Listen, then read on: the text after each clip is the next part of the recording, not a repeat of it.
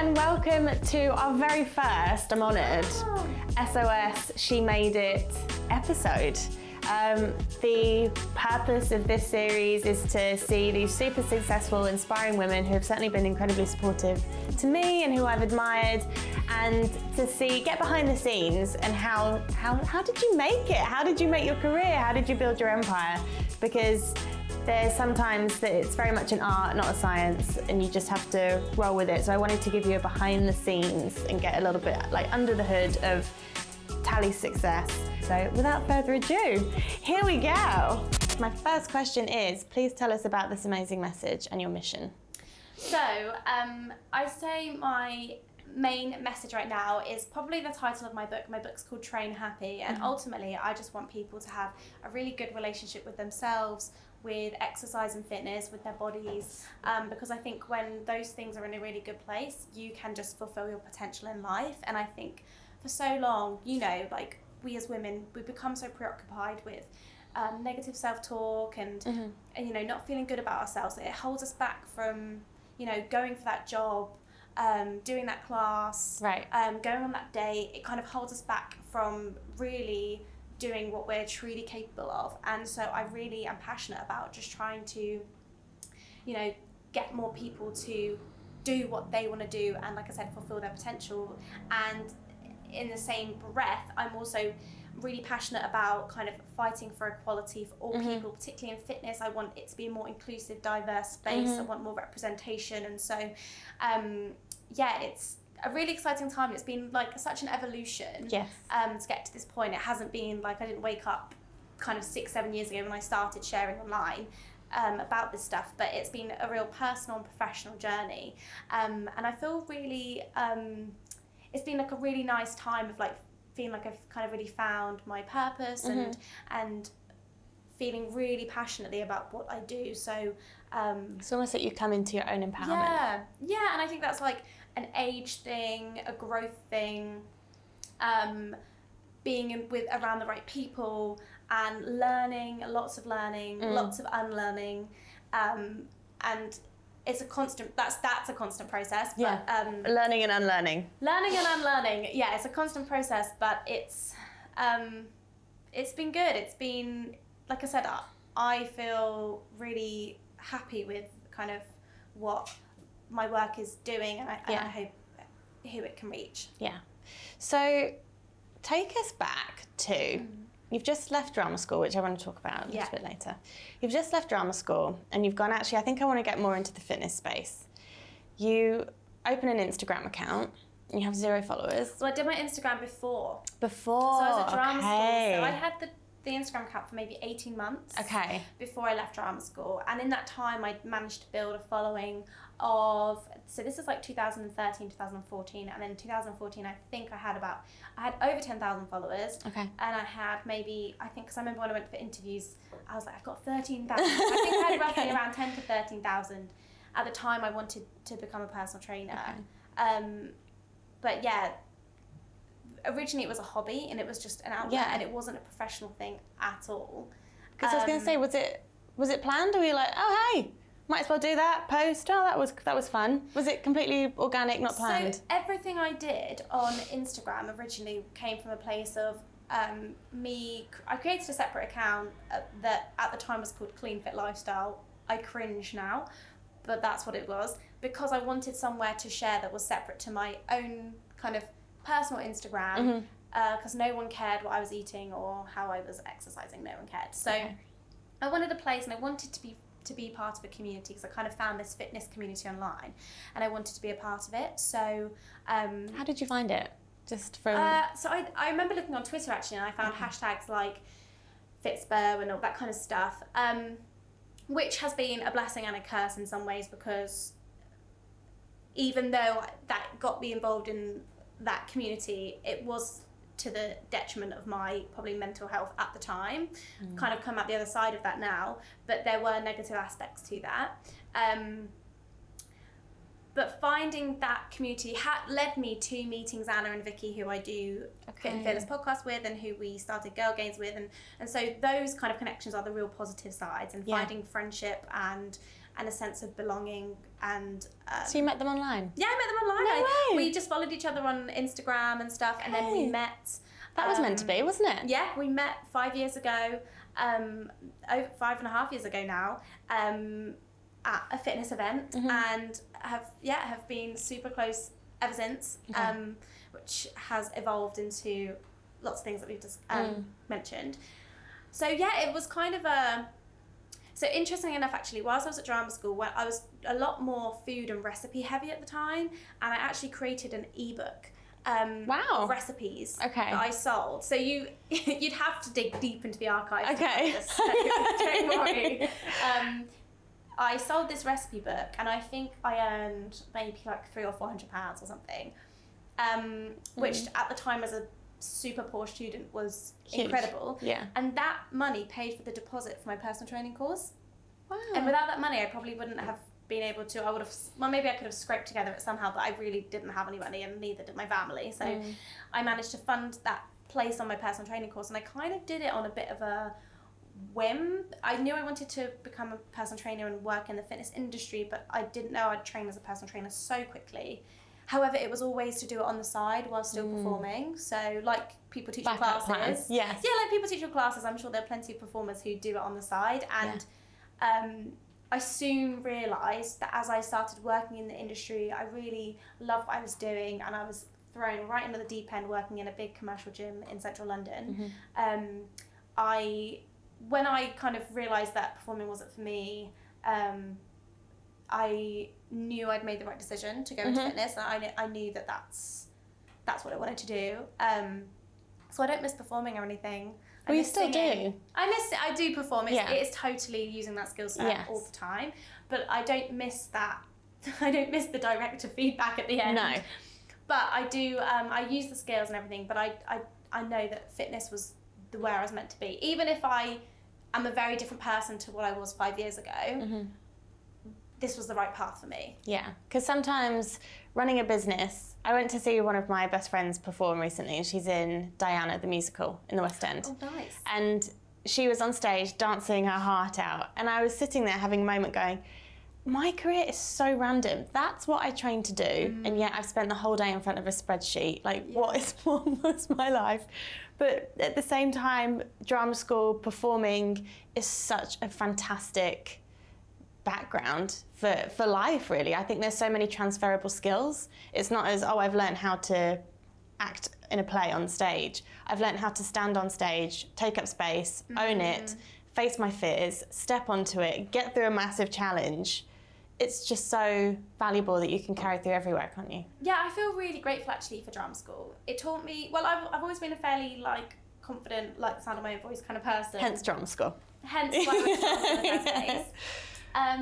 But it really taught me to just trust my instincts, and it taught me to be able to be adaptable and to not panic about stuff and know that I can figure it out. So in the example of me teaching a class, if something goes wrong, I completely can style it out and it's totally fine, because you just learn to it's fine, you can just sell it and it's all good. And I think it gave me a lot of creativity, or enhanced my creativity that I had before, and I still am very creative with my job now. But it is really interesting how there are so many transferable skills, and there are so many performers in the fitness industry, in the dance industry, in terms of the teaching side or that side, because you learn about kind of self-discipline, and you have a lot of ambition and drive, and I think those are really great qualities if you want to succeed and be self-employed in any job. Exactly. And I think learning how to make mistakes is such a great lesson, because you can't go, I just won't make a mistake, I need to be perfect. It's completely unrealistic, and you'll have a breakdown, in my experience, if that's the pressure you put on yourself. So just budget for the fact that you will make mistakes, and then know how to pick yourself back up when you do it and minimise the damage. So in dance, we have something called a 2-count rule. Live my life by the 2-count rule, which is, we were trained, we would be put in pairs to do a routine. And if you made a mistake, you would have 1, 2. So 2 counts to, once you've forgotten it, remember it, get back in and go straight. And if you took more than 2 counts, you were out. so no pressure. But it was just incredible training, because then when you are actually on stage, and of course you forget routines on stage. Beyonce forgets routines on stage. You might have a moment where your hair gets stuck in a fan. If you're Beyonce, that's like hashtag hazards work. But you have to keep going, and you have to have that muscle of falling over, get back straight away. And it's just invaluable. So going through your career path, talk to me about Girl Gains, because I feel like everyone knows Girl Gains. And we were just talking about PR before we hit action. And talk to me about how you got that off the ground, and why do so many people know what Girl Gains is? So I think I've been in a really fortunate position just for my career in general, and the girls and Girl Gains as well, because it was all about timing. And I think we were really fortunate that we've started on Instagram before it kind of really blew up, and we started sharing. That's how we connected, and then it became a lot more mainstream. And at the time there were a lot of people on there for fitness, and because we'd met as friends, we wanted to make a community for women where they could connect with other like-minded women and meet as friends, and probably have fitness as a common ground. That was kind of where we were at the time. So over the years, we've done events. We had ambassadors at one point. We don't have them anymore. Where we had events all over the country. We've had merchandise. How did you do that? Natural evolution. I think it was a case of true passion in times of wanting people to connect. Yeah. And seeing the need and desire for it. What was the need that you saw? I think I found, and I think in my personal experience, my need to go on social media and find people were because I didn't have those people in my real life. I didn't have that same connection, that same common ground with people in my real life. So I needed internet friends to feel like I belonged, and I think to bring those into my real life was hugely helpful in having confidence to become a personal trainer. Vicky and Zana were very instrumental in my decision to go and do that. Okay.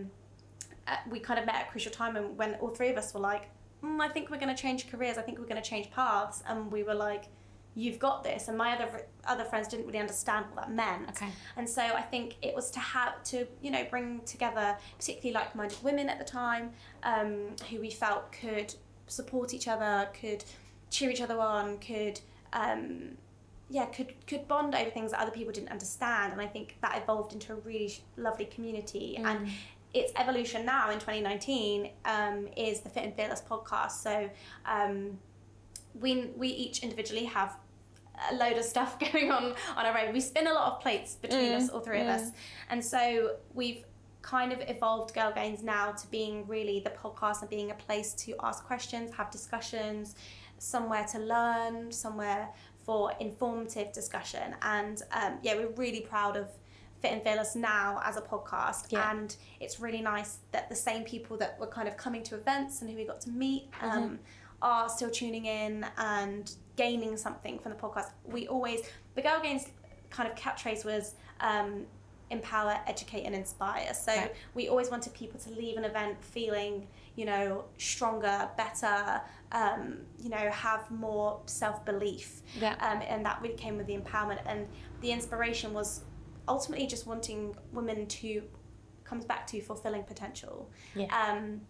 And through our own journeys, and I think we've each kind of like had our own transitions and journeys, we became really passionate about kind of body image, I can't wait to talk to you about that. Self-confidence, yes, and fitness, and how that all interlinks. And so that really has manifested itself in the podcast. We have a lot of discussions about body image, about things like disordered eating, things about mental health and well-being, and like we really like to think of things in a really holistic sense. So yeah, it's really nice that as we have grown as people, Girl Gains has been able to change and evolve and grow, and yeah, we're really proud of Fit and Fearless. And then a question on that. I think with Seen on Screen, for example, we've had so many opportunities come in, but I would say 90% of them have been people approach us. And it's not because we've just been there like kicking our heels back, or I don't know if that's an expression, but it's because we're working so hard at creating that noise and doing the best job that we can do through word of mouth and just constantly putting our message out there, we get a lot in return.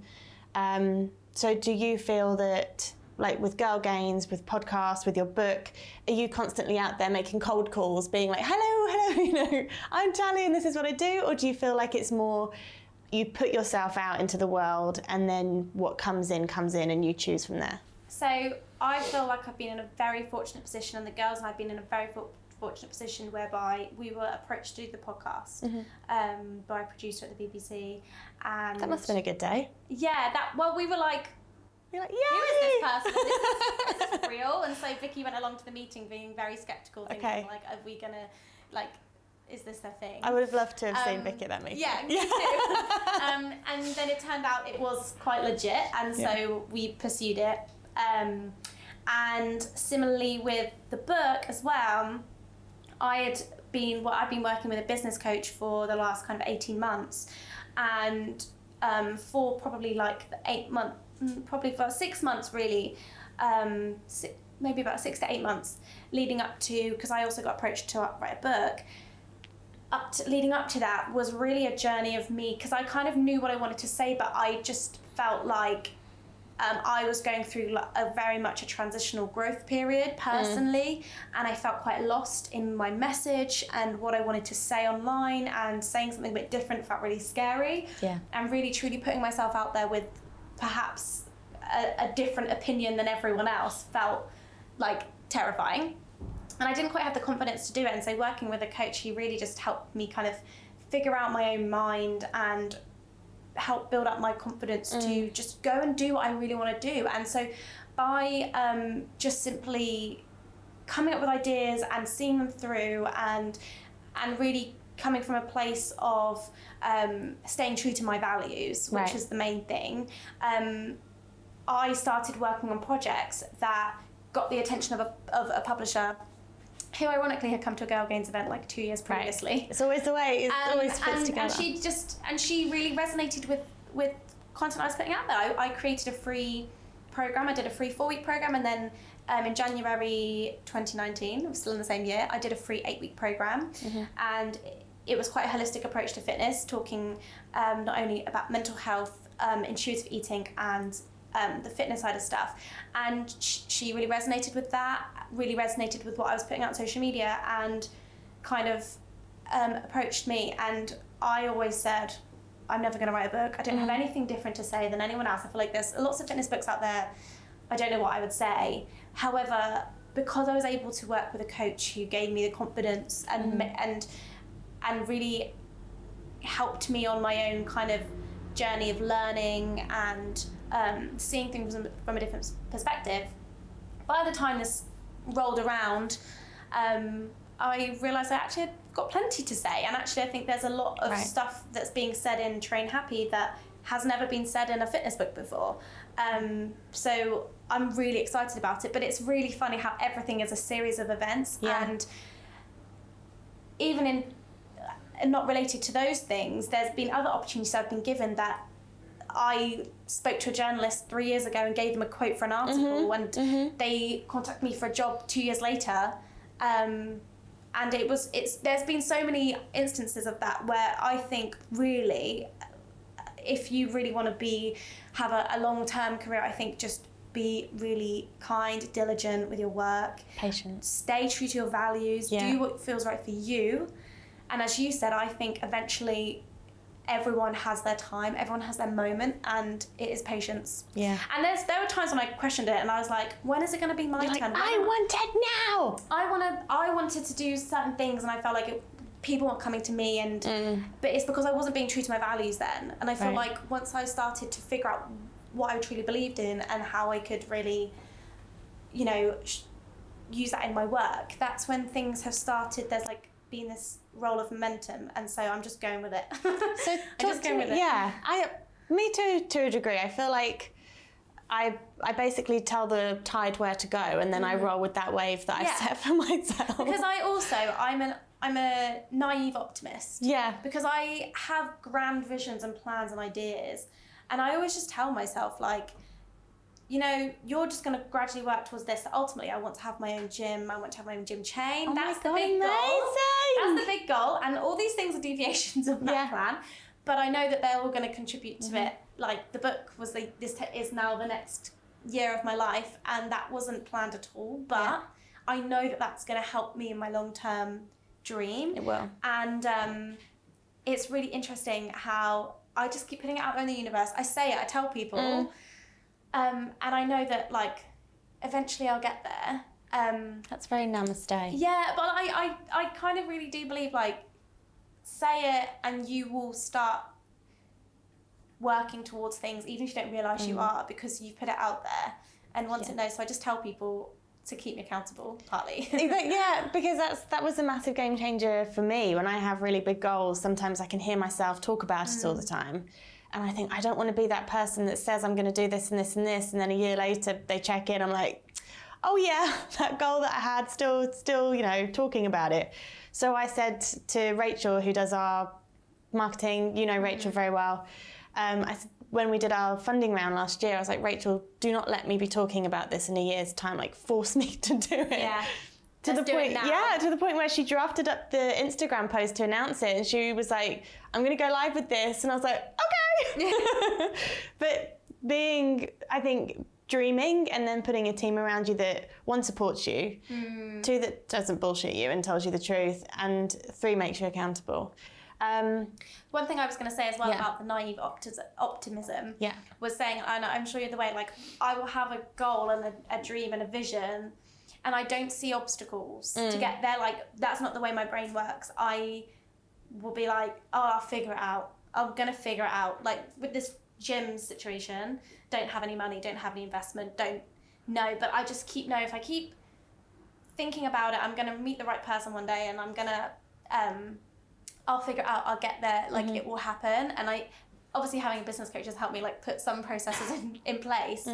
But I think with my whole career, even when I started as a personal trainer 5 years ago, and I didn't have a single client, and I literally didn't have enough money to get the tube to work, I was like, it's fine, I'll hustle, I'll figure it out. And that's kind of been my job, rather than thinking, I don't have this, I don't have that, I can't afford this, I can't afford that, all these barriers in my way. I really think positively and think I can overcome them. And I wonder if that's been the same with SOS. I think when you go to drama school, it will make or break you. And if you come out the other side of it having gone, that was really tough, but I did it. Yeah. So what else can I do? Yeah, and I always had this phrase, and I had it at drama school because I was convinced I was going to be West End famous. Naturally, and you are famous, but just like instant famous. I used to just say, why not me? Why not me? Why can't it be me? And I never felt like I had a valid reason why it couldn't be me. And so that's always been like my kind of back of my phrase. And my screensaver when I was at drama school was hard work beats talent when talent doesn't work hard. And that was my screensaver for 3 years. So I've always felt like it can be me. I completely realise certain privileges I hold, in the sense that does naturally open more doors for me in terms of access, like just being white, thin, particularly in fitness. Those things do really work in my favour. However, I think I also am a blind optimist at heart, which can be a can be great, can be hard. Yeah, but it's got me to where I am. So because that's what I was going to ask you on my next list of questions is, there's lots of personal trainers. What's the difference between you being a personal trainer en masse with 86,000 followers, a book deal, a podcast, this massive online community? Why do you have all of that? And I mean, my other personal trainers might be like, I ain't got time for that. They don't want to do it, but there'll be a lot that do. What's the difference between you and with the book deal and all the success you've had and someone else? What do you think makes you different?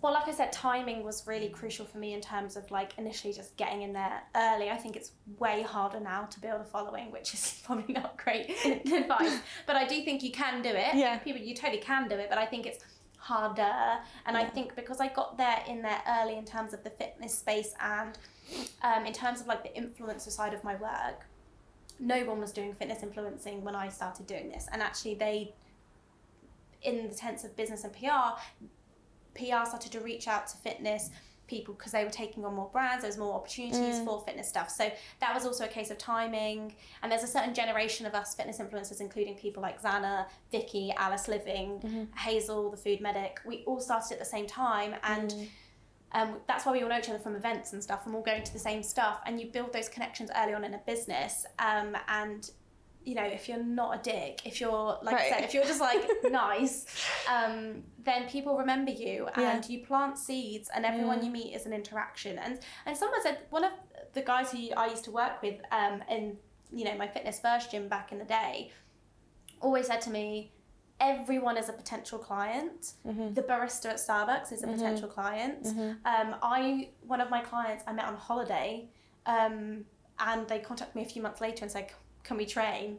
And I never even like pitched my services. It was just a case of just having a conversation and being open about what I do. And I think if you're self-employed, I think it's always just being proud to talk about your work and go into it. Like, I'm not the kind of, I don't like love going into it all the time. Yeah. But I think just knowing that you can talk about what you do with an air of confidence and an air of conviction, just plant seeds with people and they remember you eventually. Yeah. And I think, you know, having things like the Girl Gains community and really connecting with people online as well. I think the best thing about my social media stuff, I think, is that I tried not being myself and it didn't work, so I'm just being myself. And so you have to find who yourself is, right? Exactly. And like I said, I do feel like that's all part of, like, I'm at the very end of my 20s, and I feel, you know, that's been a massive learning curve in my 20s. And I think it's just being yourself. And I say, like, everyone has a unique perspective, everyone has a unique voice. Don't try and do what anyone else is doing. Do what you do and do it with conviction. Yeah. And I think for me, the turning point in these last 18 months of kind of building a really strong community, growing my platform, and getting to write a book, and all these things that are happening have really been because I just really buckled down on my values and really just became more kind of confident, you know, using my voice. And I think I'm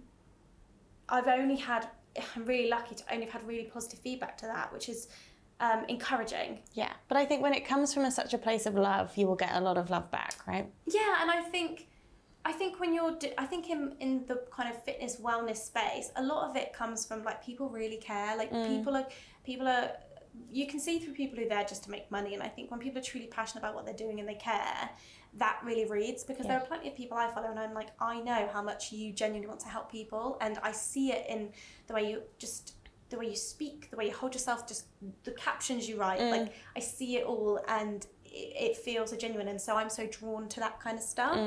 And I'm less drawn to things that I think are people just vying for money and sponsored content and brand deals. I think those things are great, but they should be what supports your passion, and I think, like, not the passion itself. Amen to that. My 2 last questions before we wrap up. I could talk to you all day.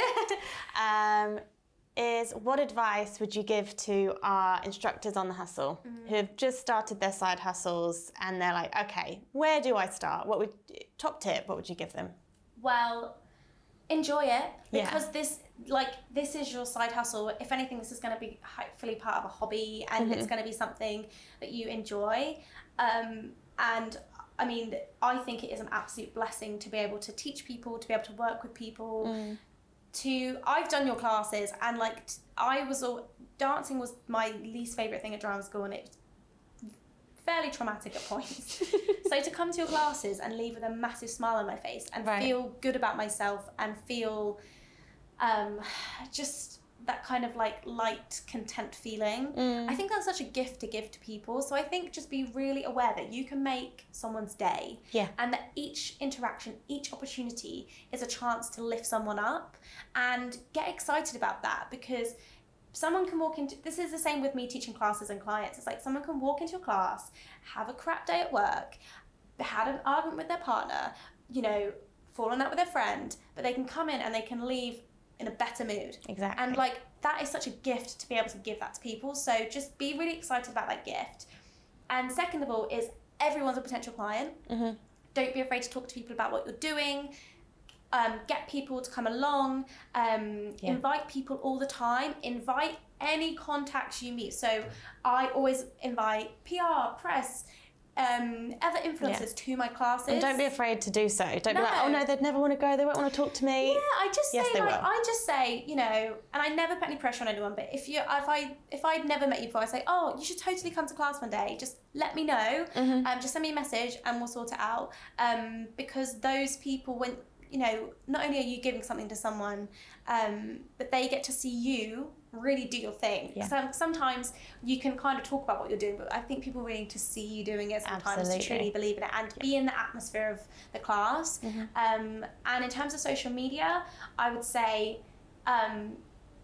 even though you've got like the SOS umbrella, you have a niche and a you're a person inside of that with a unique perspective. So really, don't worry about what any other instructors are doing and just figure out your niche, your perspective, and how you can get that across. Like, is there a particular kind of, do you have a particular way of teaching or encouraging your class, and then you want to showcase that? Or, you know, are there ways you can show your class in different ways?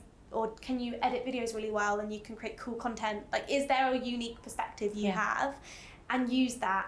But most of all, enjoy it, because this is fun, and like we said, it's such a gift to be able to work with people in this way. So enjoy it. That's brilliant advice. Fun question. Yeah. What's your favourite music video of all time? Oh I know, God. it's so hard. I feel like I haven't watched music videos like loads in recent years. Gut reaction. Gut reaction. Oh, I would say probably Missy Elliott and Ciara, 1 2 Step, because I adore that song so much. Okay. But as an addition, well, I'm a big Lady Gaga fan as well. Oh yeah. And I was listening to The Fame the other day. I hadn't listened to it in years, and that took me right back to being 18 again. So I would say like the paparazzi video. I loved it at the time. It was iconic. And then Normani Motivation. Oh, stop it. Because the dancing is unreal. And that's the that's one of the first videos I sat and watched. Although saying that, oh God, we could talk about this all day now. I know. The Spirit video by Beyonce. I'm obsessed with that song. Me too. But just the imagery is so strong. And then she did Bigger as well. I'm like, she is a prophet. Yeah, she just, I just love creativity. I love seeing like different things. So there's so many people I could talk about actually, but yeah, because I do think it's like I say in my classes sometimes, like if you like cut open my DNA, you would find Beyonce crazy in love. It's life-changing situation. Well, thank you so much. I feel like we need to do part 2 and part 3. Thank you, Tally. Thanks for having me. Yeah.